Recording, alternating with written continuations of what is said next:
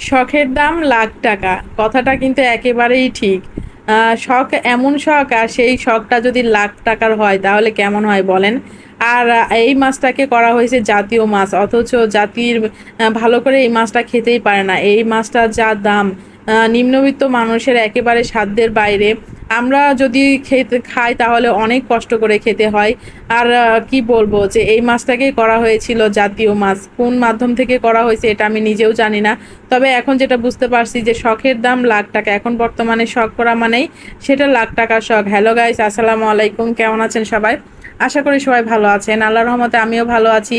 আর এই তো আপনাদের সাথে একটা ভিডিও শেয়ার করতে চলে আসলাম। তো কয়েকদিন আগে জামাইয়ের সাথে শেয়ার করছিলাম যে আমার জানো খুব একটা মানে শখ যে আমি একটা ইলিশ খাবো, বড় ইলিশ, মিনিমাম 1 কেজির উপরে হতে হবে। তো জামাই এই কথাটা শুনছে কিন্তু আমাকে কিছু বলেনি। আর আমিও জানি, জীবনেও কল্পনা করিনি যে এত বড় একটা ইলিশ ও হুট করে কিনে নিয়ে আসবে। তো আমি মানে ইয়ার্কি করে বলছিলাম, কিন্তু আজকে সকালবেলা ও এত বড় একটা ইলিশ নিয়ে আসছে। আমি তো কল্পনাও করিনি, কেননা এই ইলিশ খাওয়া আমাদের একেবারে সাধ্যের বাইরে। কেননা আমাদের এত সাধ্য নাই যে এত বড় এত টাকা দামের ইলিশ খাবো। তো ইলিশটা ছিল মোটামুটি 1 কেজির উপরে, 1.25 কেজির মতো। আর হচ্ছে ইলিশটার দাম পড়ছিল প্রায় 1700 টাকা। এই এই একটা ইলিশের দামে আমরা অনেকগুলো ইলিশ কিনতে পারতাম। আবার সাধারণ মাছ যদি কিনতাম মোটামুটি 1 মাস, 1.5 মাসের মাছ কিনা হয়ে যেত আমাদের দুইজন মানুষের। এত বিলাসিতা তো আমাদের দরকার ছিল না। কিন্তু কি বলবো, ওই যে শখের দাম লাখ টাকা, যদি একটা শখ করি সেটা লাখ টাকারই হোক, তাও তো করতেই হবে। আর দুনিয়াতে যে কয়দিন আছি খেয়ে নি, কি আর করব। তো ও এই মাছটা কিনে নিয়ে আসলো। আর এই ইলিশ মাছ আমি এরকম বড় ইলিশ ছোটবেলাতে খাইছি, কিন্তু বড়বেলা হওয়ার পরে আর খাওয়াই হয়নি।